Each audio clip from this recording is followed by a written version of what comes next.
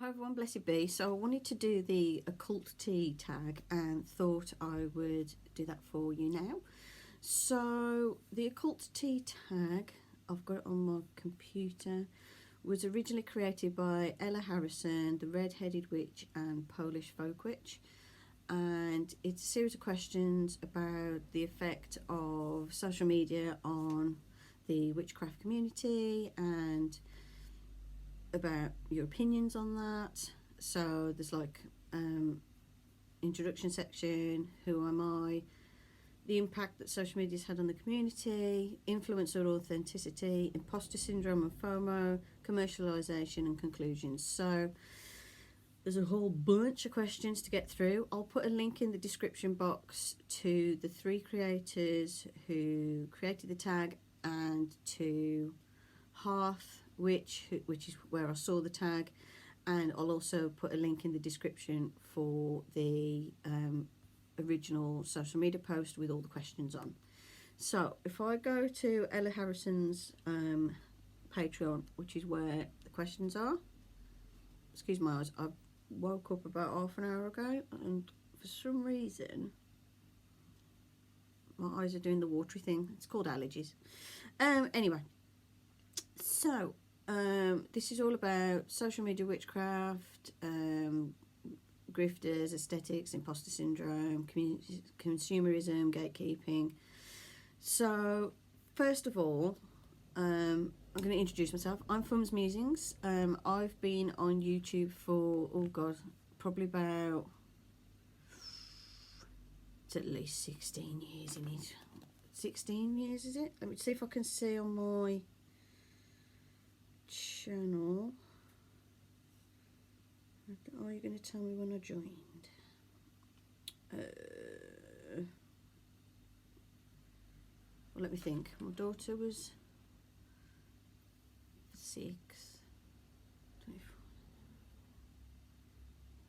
about 18 years I've done YouTube for. Somewhere around 16 to 18 years. And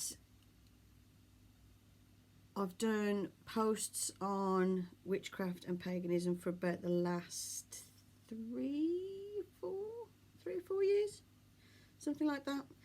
So that's how long I've been part of the witchcraft community. I'll put a link to my YouTube channel in the description as well for anyone who would like to come and join me.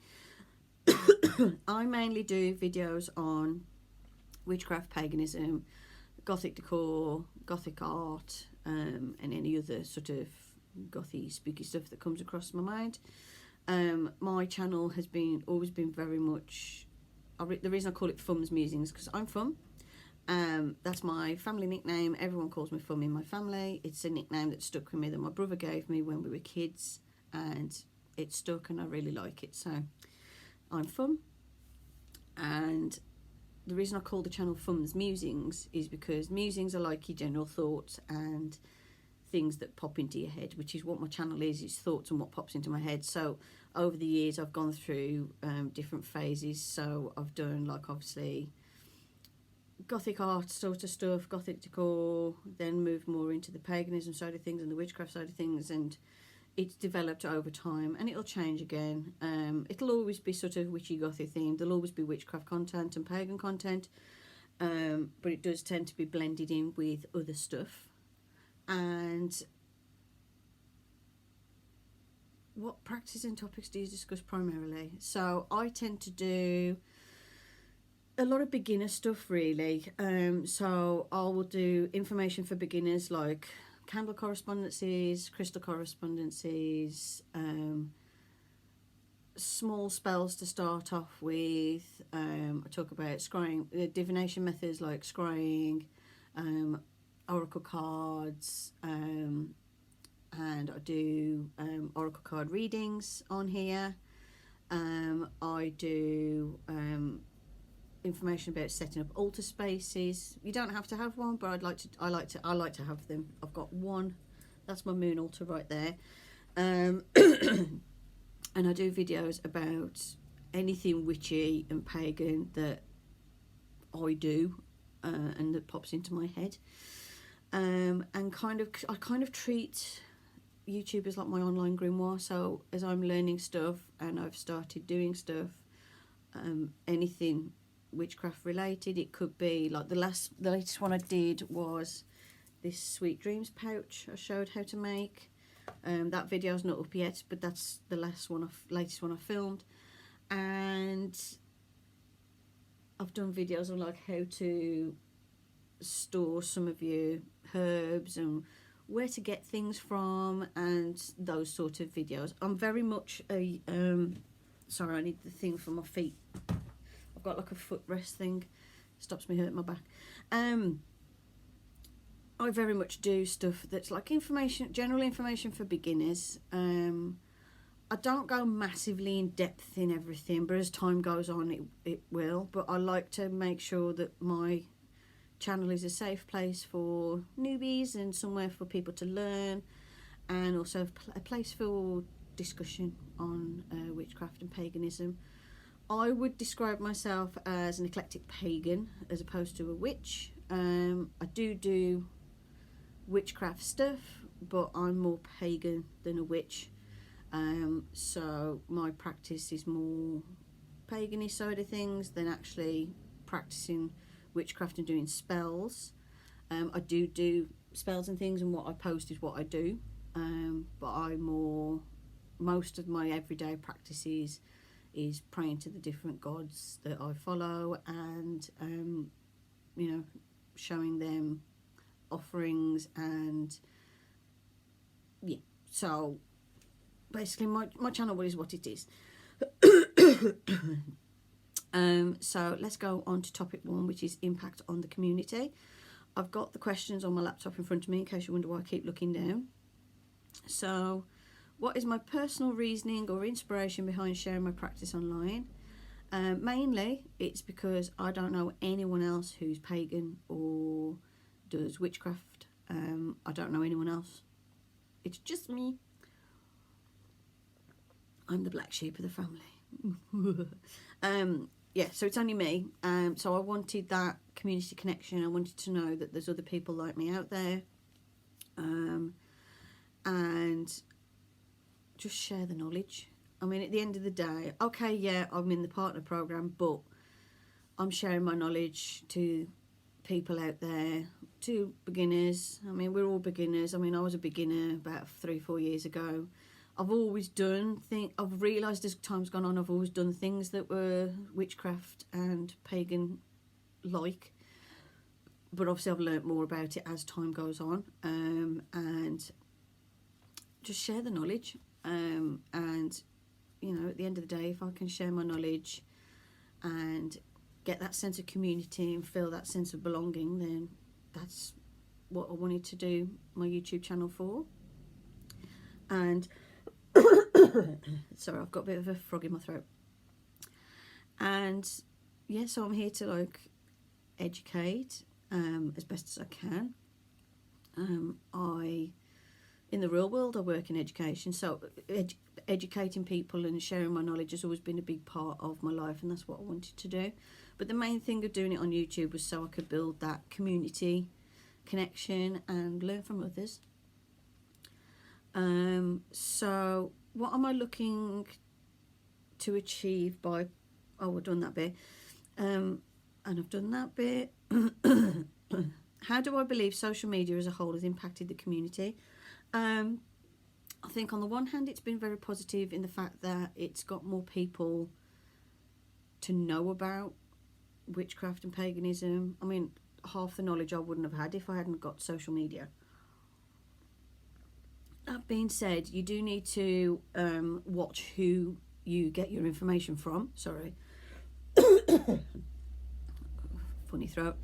Yeah, you do need to watch who you get your information from. So I wouldn't rely on TikTok. TikTok is great for fun and entertainment, and there are people on there who are genuine practitioners doing genuine spells and rituals, but you're not going to learn stuff in short form videos that are like 60 seconds. There's not enough information, not enough time to share information and knowledge and how to do the particular spell or working.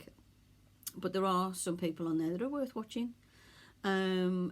but there are a lot of people on Witch Talk, as it's called, that are just posting stuff that's not real, just posting things for, you know, to make a TikTok video.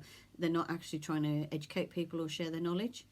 So you do need to watch who you get your information from.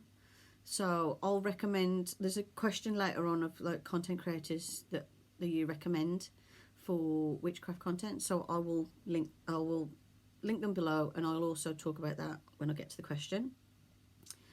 So Instagram I find is better than TikTok for witchcraft content. Again, just be careful who you're following. You know, there are bullshitters out there, but you know, at the end of the day, it's a way of sharing knowledge, and the way the world is now, it's very online based. There's a lot of social media involved in everyday life now, and it is part of it.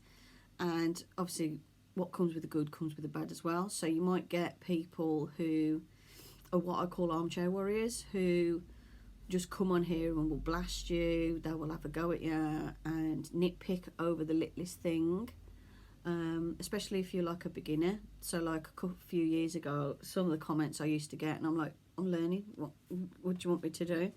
I told you that this is my online grimoire and I'm sharing my knowledge as I learn it. And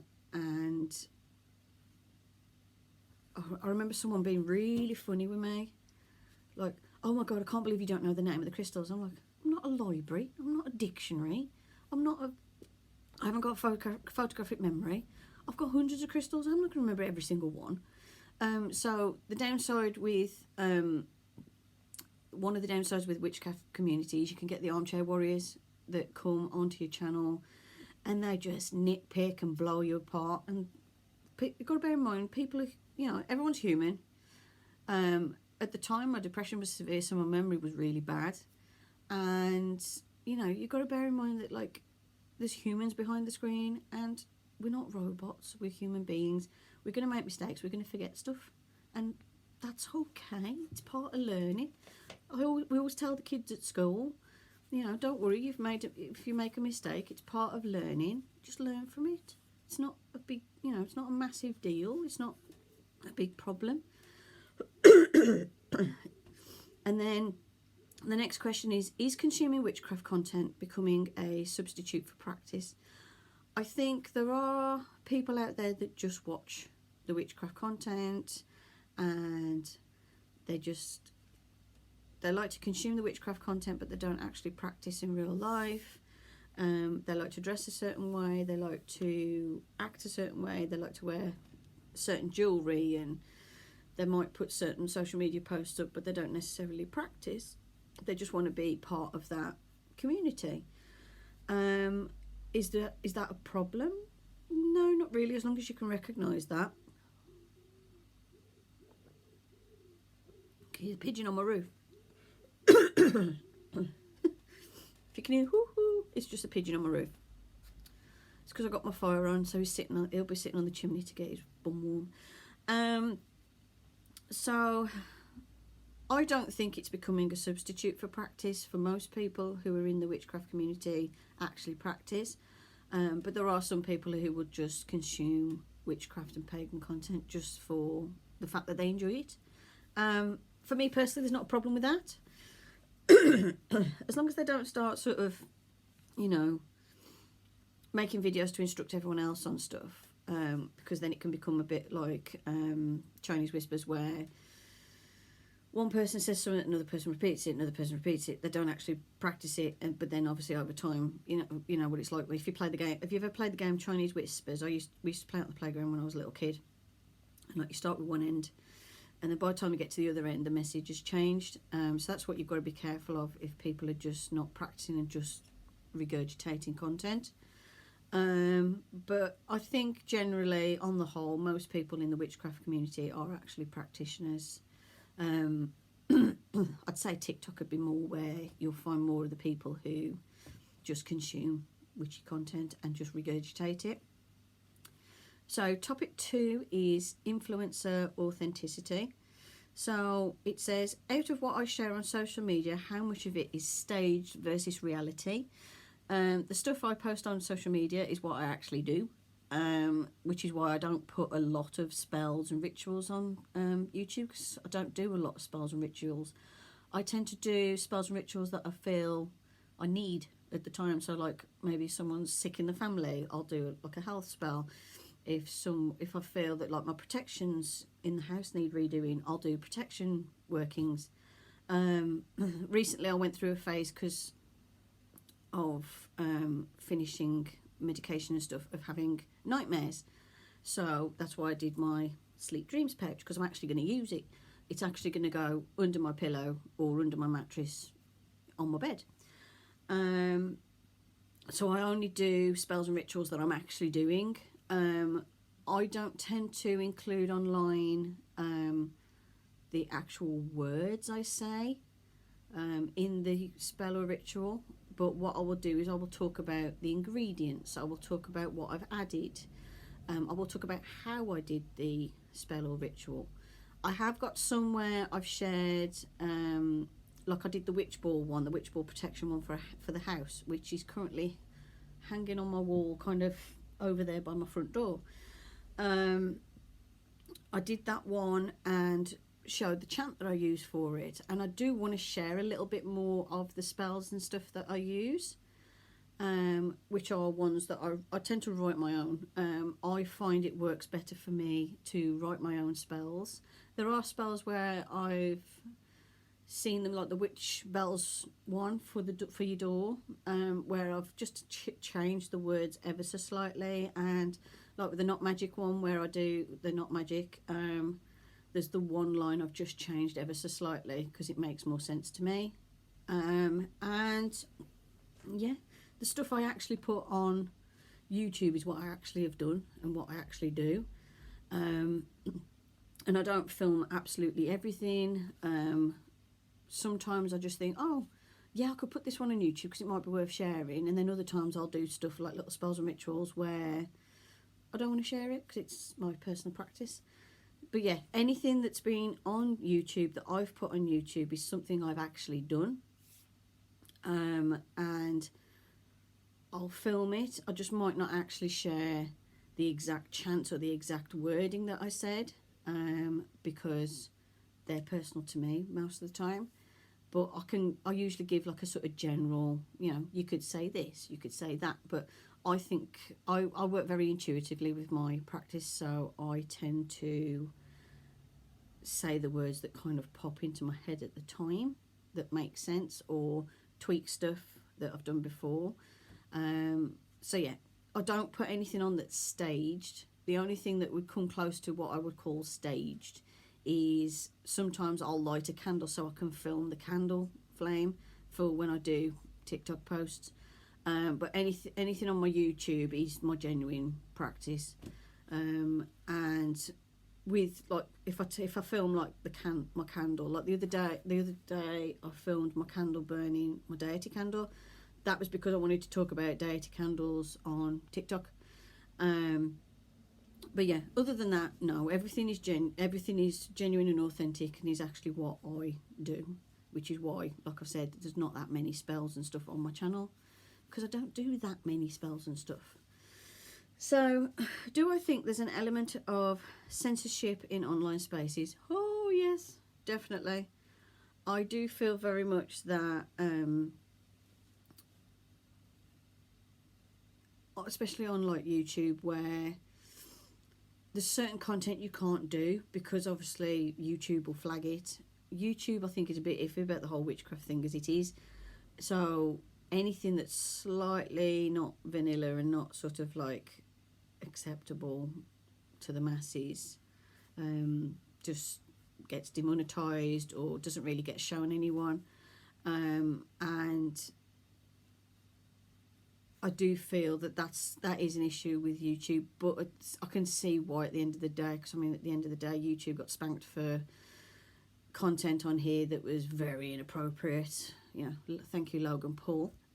So I can see why they've kind of gone the other way now, where it's a bit too censored and a bit too vanilla. Vanilla YouTube is what I call it now.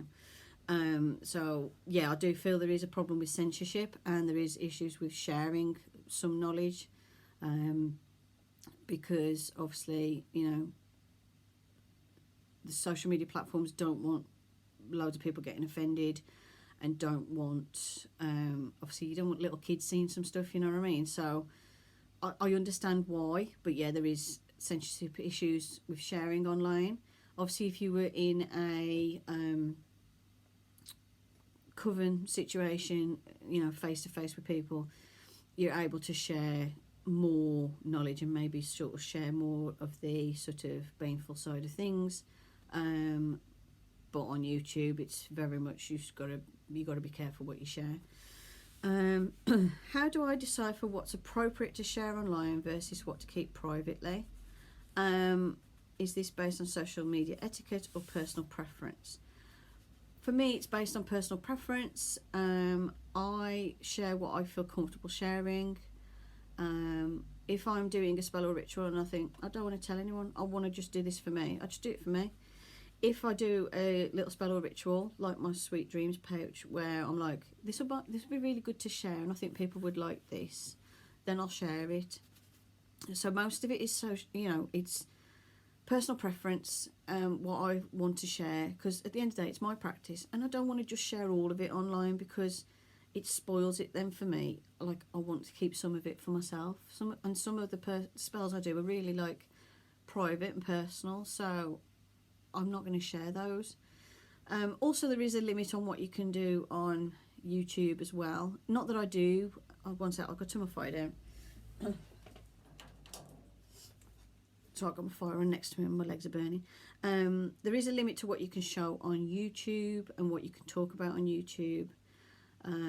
So I tend to keep to very basic stuff. And also there's certain topics that, like, you know, will inflame members of the community or like the wider audience, so I tend to avoid those.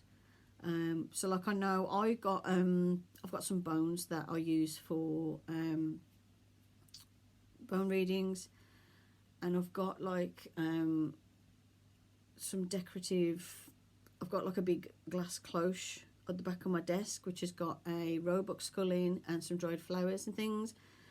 Did I post that? I don't know if I actually posted that, because YouTube's very funny about bones. So I wanted to do, I could have done a series about more uses of bones in witchcraft and stuff, but no, I can't post that on YouTube. That won't go down very well with the YouTube algorithm gods. So yeah, so it's mostly personal, but there are obviously limits to what I can do online. Have I ever encountered or heard of grifters in our community? Oh my goodness, yes. And it says, do I recognise them and what's the significant signs of grifters in the community? My all-time pet hate, which just tells me grifter straight away, is when they message you on TikTok in a DM or a DM on Instagram and they go, I feel a connection. I feel a connection with you, love. Can I do a reading for you? Contact me for a reading. I have something important to tell you. It's like, no, bugger off. What they tend to be is if you go on to, like, if you contact them for a reading, they'll charge you a fee and they'll just give you some drivel. It won't be anything actually worth reading. And the amount of people on TikTok, I went through a phase where I just had to keep blocking people for about a few weeks, and then eventually I've got to the stage now where I don't tend to get messaged. But it took ages to get rid of these people who were like, oh, message me for a reading. I feel a strong connection to you. Oh, I have something important to tell you about a loved one, blah, blah, blah, blah. And it's like, leave me alone. I actually did a post on TikTok saying, like, you know, stop messaging me for readings, because if I want a reading, I'll do my own. But yeah, that's the biggest sign of a grifter, is like, oh, come and do a reading. You know, I'll do a reading for you. I feel a strong connection. I have an important message for you from spirit. Yeah, so that's one of the biggest red flags.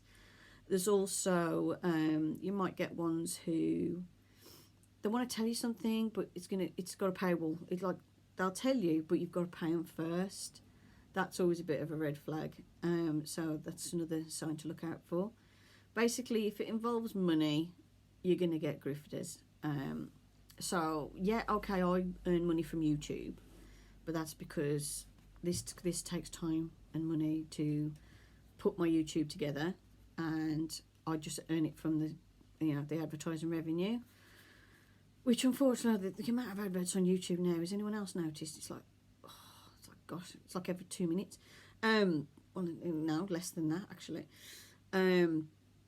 But like, people who genuinely want to share their knowledge and stuff are not going to have it behind a paywall. If they're doing like a conference or an in-person thing, or like an actual online course or something, then yeah, you are going to have to expect to pay something, because at the end of the day, people have got to travel, people have got to hire rooms, people have got to pay for internet bandwidth, people have got to, have their time covered. Because, like, I work full-time. YouTube does not pay me enough to live off it. I occasionally get enough money to treat myself or to put some gas in the tank of my car. That's it. I mean, I went through I haven't been paid for 3 months this year. Last month's the first time I got paid in 3 months. So yeah, YouTube don't pay no bills, as I say. So obviously, at the end of the day, time is money. It's how the world works. People can't, like, I couldn't spend a day doing like some sort of online course or doing an in-person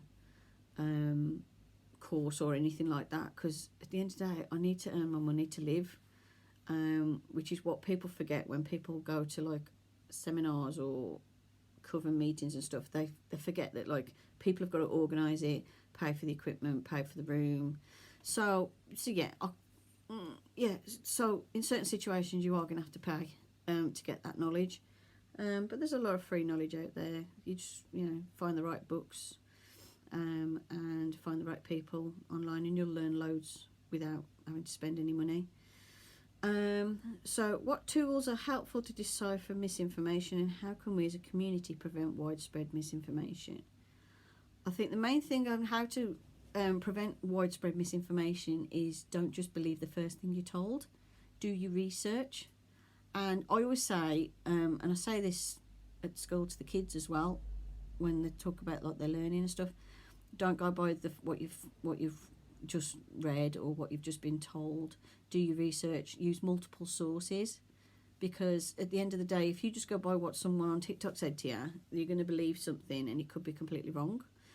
And I'm not being bad to TikTok, by the way. That's just an example. But like, you'll find, the way I notice if something is like dodgy information, let's say you've got, I don't know, 10 people that you watch on social media, and 9 people say this thing one way and one person says it different. Find out why that person says it's different. Is it because that person's right, or is it because that person's wrong and got the wrong end of the stick and is then spreading that misinformation? Or is it the 9 people have got it wrong and they're spreading misinformation?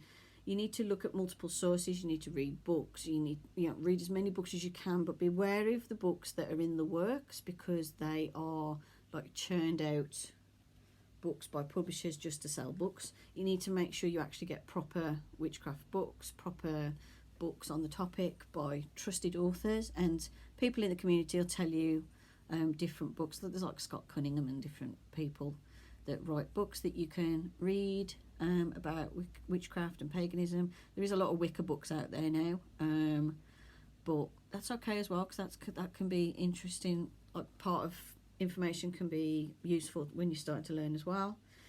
And I think the best thing to do is use multiple sources, and don't just believe everything at face value. Ask people, read, multiple sources. Is basically the best way to decipher what you're being told, whether what you've been told is bullshit or whether what you've been told is actual, genuine. And there are certain like witchcraft and pagan creators on YouTube and stuff who I would trust their information, and I'll put their links, like I said, at the end of I'll mention them at the end of the video when I get to the question, and I'll put their links in the description.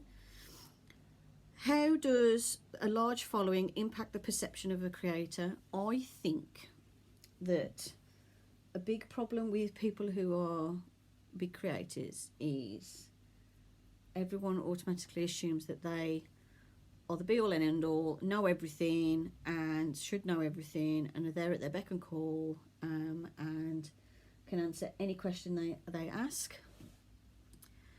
And at the end of the day, it doesn't matter how big the creator is, they're a human being. They might make mistakes, they might get something wrong, and okay, the bigger creators are probably going to be the ones who've been doing it for longer, and probably know a bit more. But I do feel some people just believe that, oh, this person's a big creator, they must be an expert, they know everything, I'll just use them as my source of information. But then they might get stuff wrong. So I think in some people's eyes it does immediately make them an expert, and makes it so that the people just go, oh, well, I'll ask them this question, they must know. What? Oh. Ambulances always turn the thing on right by my house. And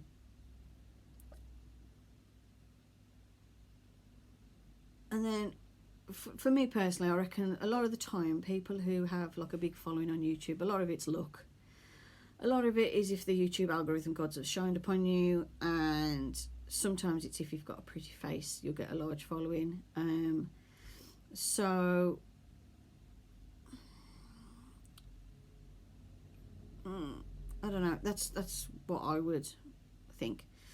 How does one maintain the balance of authenticity and content creation? I think the main thing you have to do is focus on your practice as it genuinely is, and not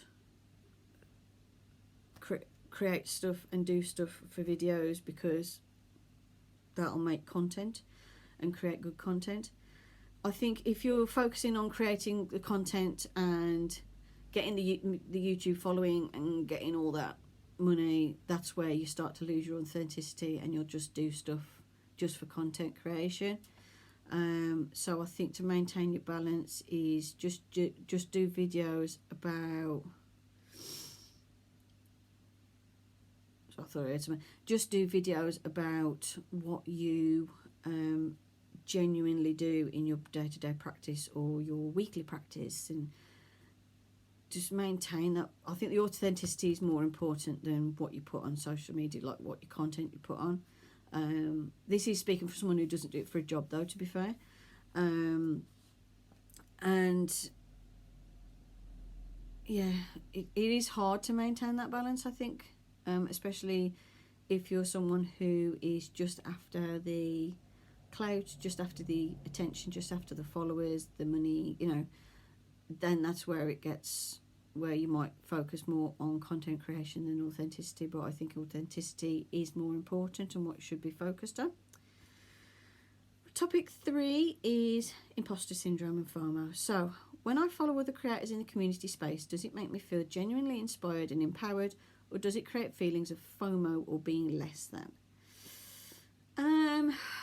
It depends.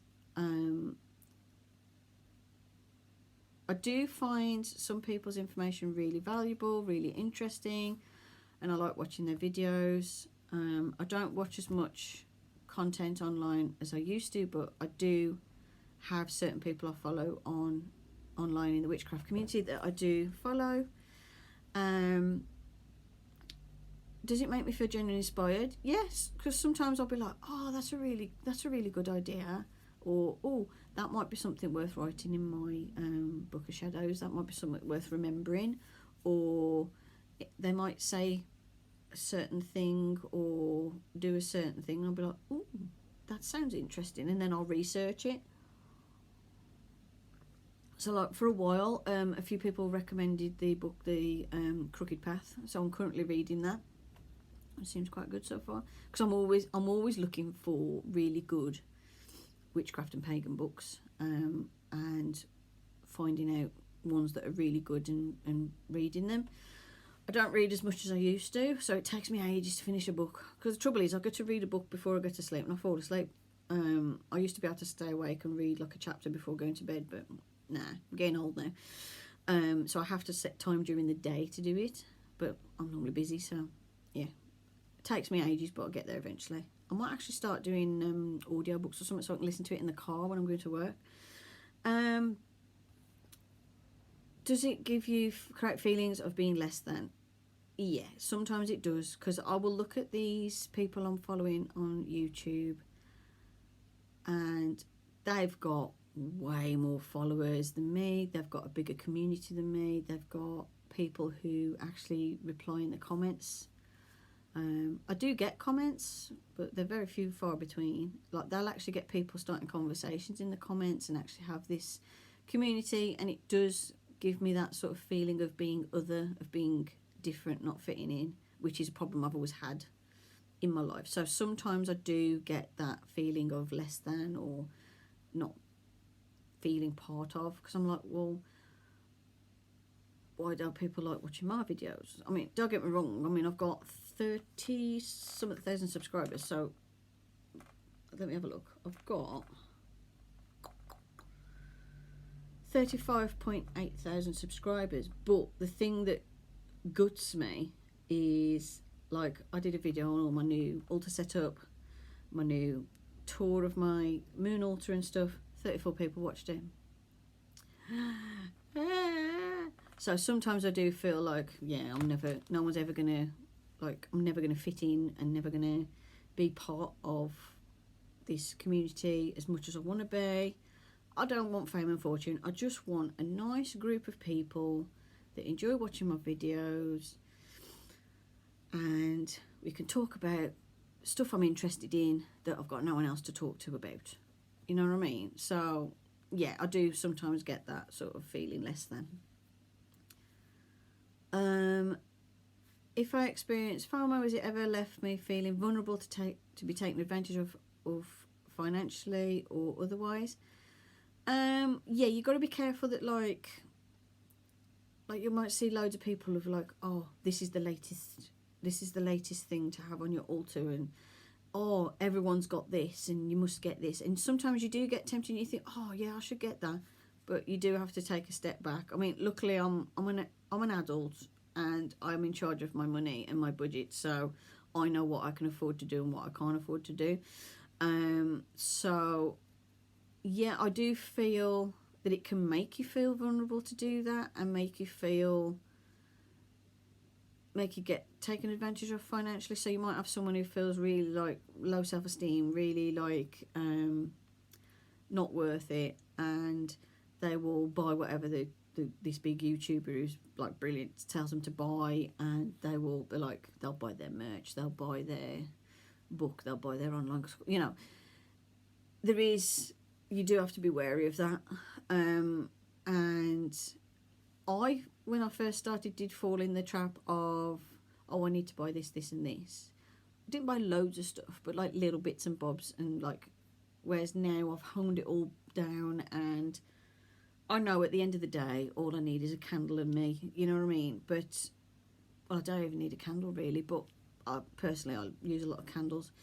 So yeah, you do have to be careful of that vulnerability. With me, it's more imposter syndrome feeling, and feeling not part of the community, as opposed to actually feeling that I need to spend money on stuff. So an example would be the need to purchase the latest popular I've talked about that. The need to purchase the latest popular product or book to fit in. Yes, there are a lot of people who fall for that, especially when kids are watching YouTube and TikTok. The amount of kids who buy stuff because it's on TikTok. I work in a school. Oh, yeah, you do have to be careful of that. In what ways do I combat imposter syndrome? If I'm feeling less than or not as good as, I tend to step away from social media and just focus on my own stuff, focus on my own strengths and talents, learn something new. I tend to find if I leave social media for a bit, that imposter syndrome wears off a bit, and then I'm all right to come back on. What would my practice look like without social media or other creators? Without the social media influence of other creators, I should say. I think it'd still be pretty much the same, apart from I'd be a little bit less knowledgeable and would still be doing very basic beginner stuff. Social media for me has given me a bigger range of knowledge than I would have had. So I think that's how social media would have has influenced my practice, is that I do more that I know about. Like I wouldn't have made sleep pouches and stuff. I used to just when I was younger, I used to just carry around like Lucky Rock. You know, it might have been like an obsidian for protection, or quartz crystals. I had a few quartz crystals when I was younger, and I would have still prayed to the gods, but I wouldn't probably have known about Cernunnos. Cernunnos was a god that I learnt about through social media. It was one where like a few people mentioned him, and then I was like, and this name kept popping up, Cernunnos, Cernunnos, Cernunnos, and I was like, who's that? Did research about Cernunnos, and I was like, oh, okay. And then over time, just I built that real affinity with Cernunnos and that real bond with him. So yeah, I think that I wouldn't have Cernunnos. It would have been mainly just Selene, because I've always had a thing with the moon. So I would have still had my moon altar, but I probably wouldn't have had my Cernunnos altar. So topic 4 is capitalising off community. Do I consider online communities as equally valid to in-person communities? I'd say in this day and age, probably yeah, because there ain't many people who are going to do in-person stuff, especially on like witchcraft and paganism. And you know, I've seen people do online seminars and do online chats with multiple creators, multiple practitioners, and it's really valuable to get that information. And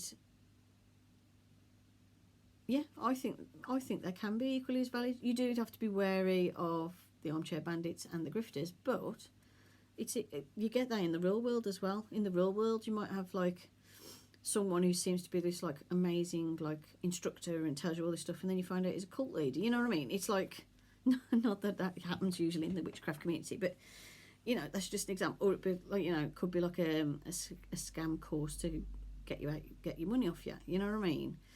So yeah, I think they're equally valid. And obviously, it's the modern world, in it nowadays. A lot of stuff's online, and it's really important because it gives you that link with as many people as possible throughout the world. How have occult and witchcraft communities impacted me as a person or practitioner? I'd say just expanded my knowledge a bit, but also show me how to find, how to spot the grifters. I'm not a massive part of the online witchcraft community, because nobody notices me.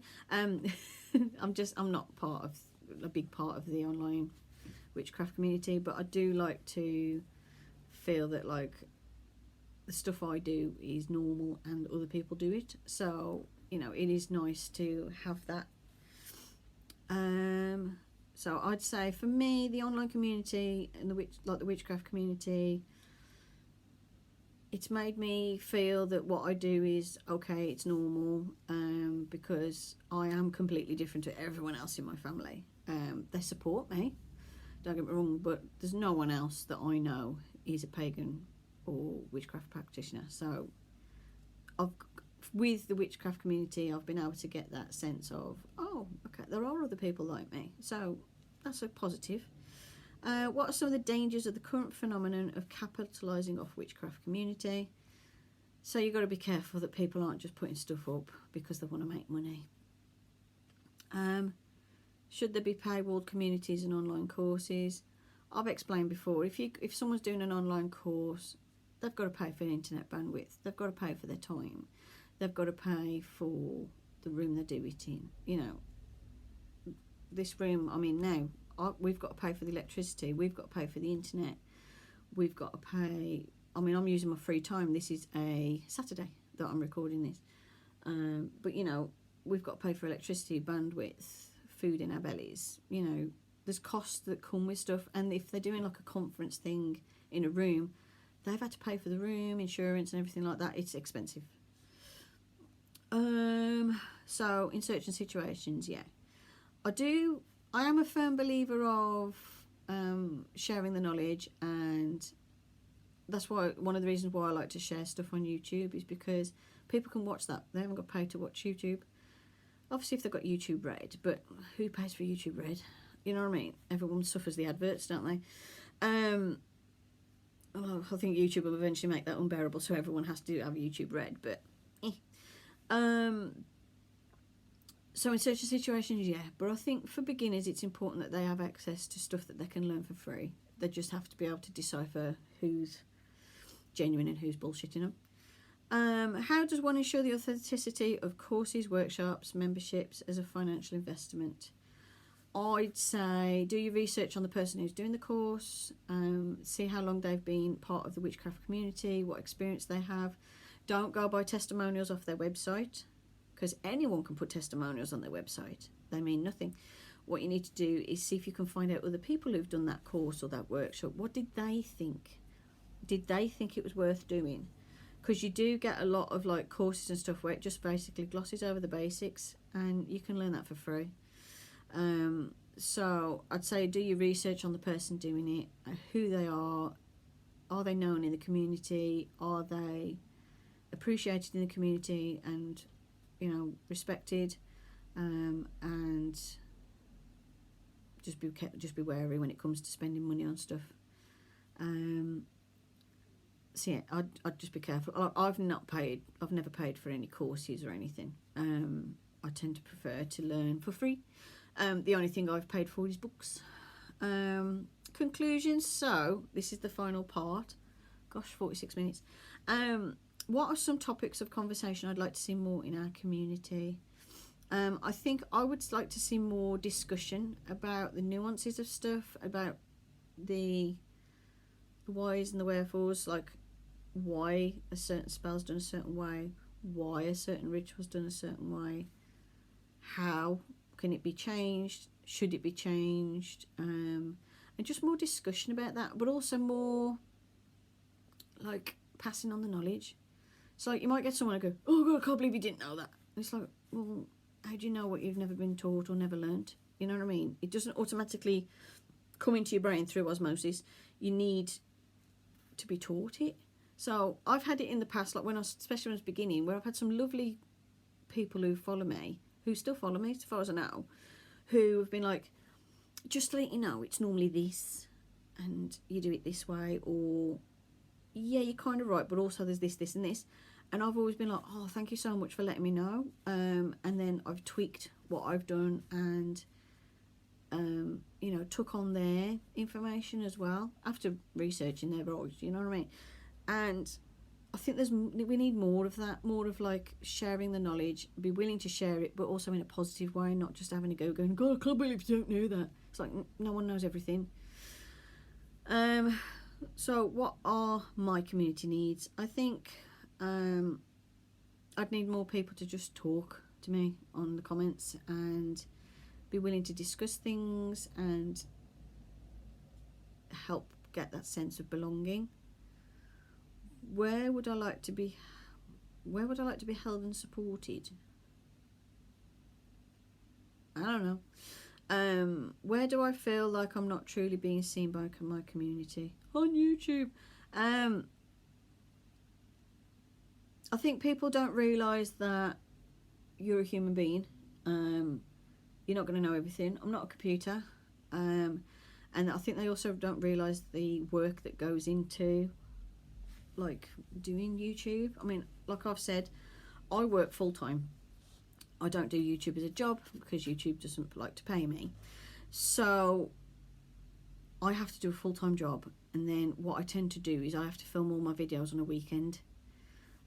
So yesterday, all holidays.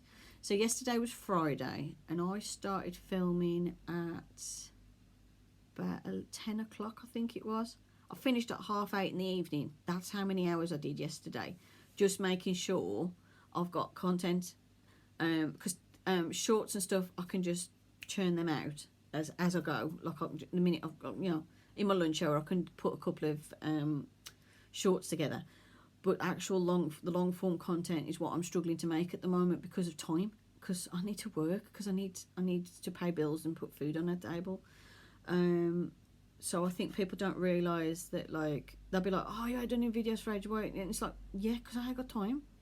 I'm not doing, I think a lot of people assume that if you're on YouTube, you're doing it for a job, you're doing it full time, and that's all you do is YouTube. And it's like, nah, that ain't how it works. Many people do YouTube, but also work full time. So I think people don't realise that. How can we help each other in removing the external peer pressure and grow in community? I think just stop having a go at each other. So, like, if someone makes a mistake, don't have a go at them. Just explain, you might have got that wrong, you might need to do this, or if you look here, this is how this person does it. You know, give people information and share the knowledge. And that'll help us all grow as practitioners and also build that community bond. Because if you've got someone having a go at you, the first thing you do is block them. Because it's like, you might have had some really good points to tell me and you might have actually been right, but because you're having a go at me, I'm just going to block you. So I think, you know, calm down a bit when you're correcting someone. How can we as a community come together with more constructive criticism without it seeming like shady passive aggressive? Choose your words carefully. I mean, at the end of the day, there's a limit to what you can do via text. You know, there's only so much meaning. Because I've had it before where I've read text and thought, that sounds really like they're having a go. Then I've left it, come back, read it, and I'm like, actually, no, it sounds all right. So it can be misinterpreted so easily, text-based conversation, because there's no other information. You haven't got their facial expressions, you haven't got their tone or anything, so there's no way of knowing if they're actually being a bit sarky and having a go at you. So I think people need to be willing to give the constructive criticism and the feedback, but not hide behind that just so they can have a go. Like, actually just be nice to each other and just say, you know, oh, you might have that a bit wrong, but, you know, try this, you know what I mean? Or go to this place, like go on this, follow this link to, oh, you've got to be careful sharing links, but they might say, oh, go to this YouTuber, they have information on this, it's worth watching their video, because then you might find you need to tweak something you've done. Or just tell it, you know, share the knowledge with each other, but in a nice way. How can we as a community do better when we do receive criticism and feedback? I think it's important that you listen to it, and if it's good feedback, take it on board. If it's just someone having a go, just block them, don't worry about it. But I've had some really good feedback and it's helped me learn and gain knowledge, so more of that, please. Who are some community members that I look up to that are reliable sources and aspirations? Right, okay.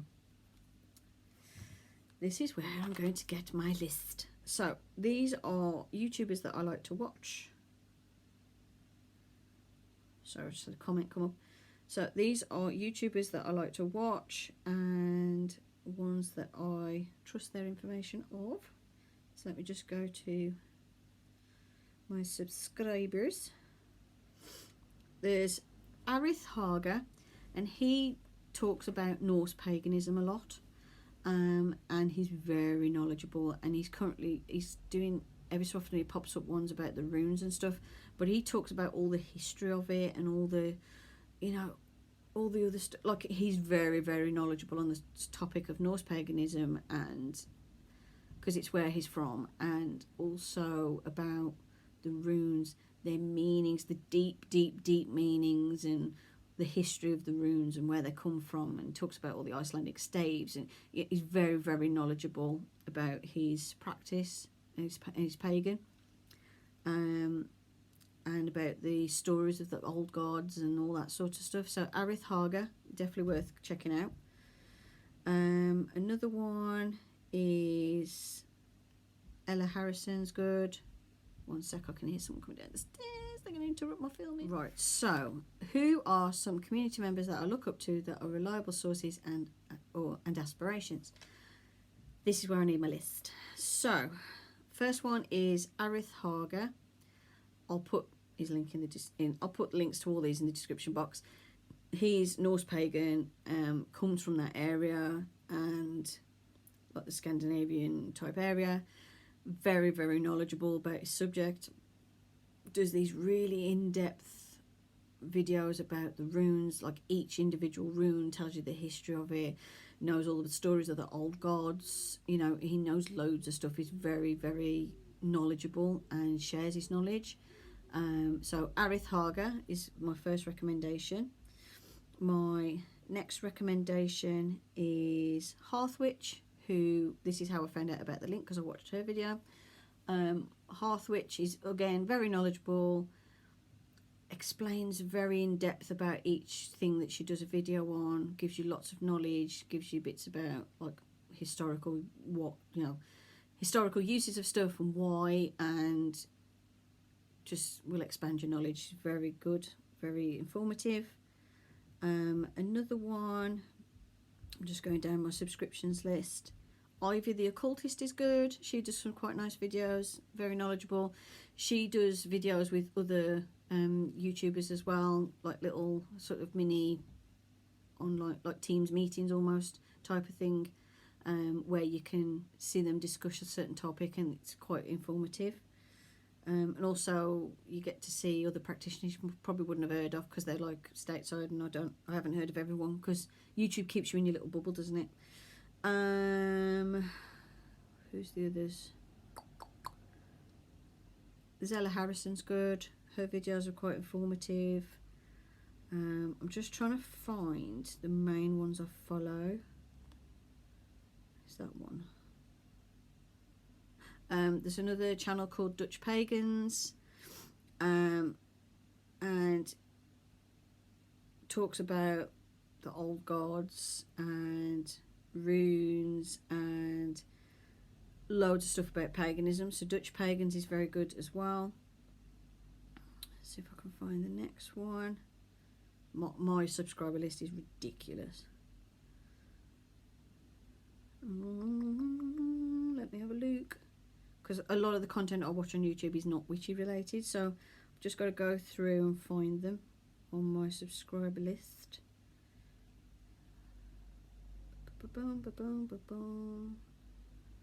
Is that one? No.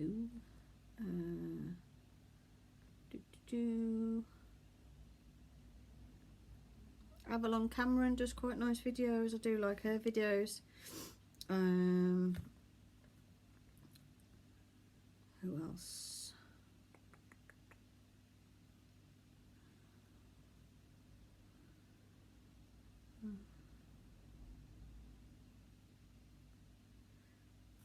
No, not that one. Oh, it keeps jumping me to the top of the list when I go back. Don't do that.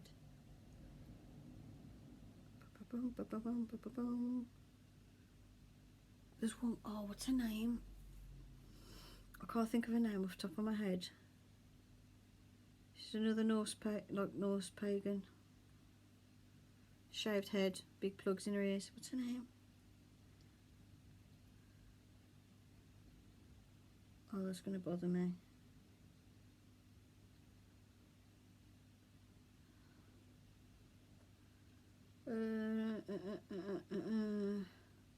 Hold on, let me search.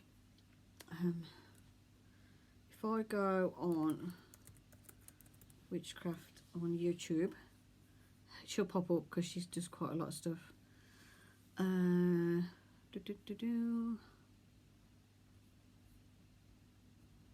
Yeah, Zella Harrison.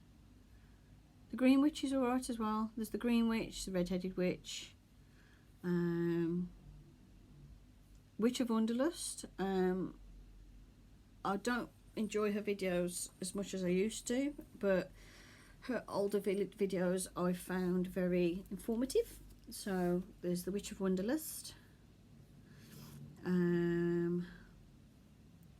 Where are you? Come on. Witch's Cookery is nice. I like watching her videos as well. And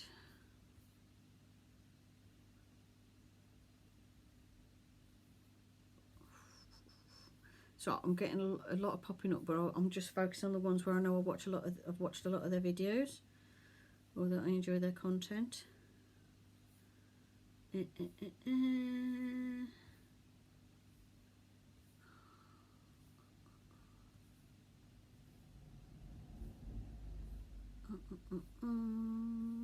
on, you've got to be honest with me. I'll come back when I found her. Helps if you search pagan and not witchcraft. The Norse witch. She is a beautiful woman with shaved head, big plugs in her ears, very knowledgeable about Norse paganism, very enjoyable videos. She does shorts as well, which are actually quite enjoyable. And she talks all about Norse paganism and Scandinavian folk magic. So that's the other one that I would recommend. So that is my recommendations of people to follow. I don't know what I've got on my, that must be off the cat. Yeah, that's my recommendation of people to follow. Are there any further thoughts, comments, prompt questions, or of your own? Express further points or offer solutions? No, I think I've covered everything I want to say. So yeah, so I don't think there's anything else to add. So that is the occultea tag created by Ella Harrison, the Red-Headed Witch and Polish Folk Witch. Now I've never heard of Polish Folk Witch, so I'm going to check Polish Folk Witch out. Red-Headed Witch I've watched before, and Ella Harrison. So yeah, I'm going to put all the links in the description box to the tag, to the actual questions on Ella Harrison's Patreon. It's a free to view page. You ain't gonna pay for nothing. And I'll put links in the description of all the people I recommend. So yeah, that's it. Hope you enjoyed this video. Hope you enjoyed the occultea tag. Feel free to join the occultea tag if you're a witchcraft practitioner. And yeah, blessed be, and bye for now.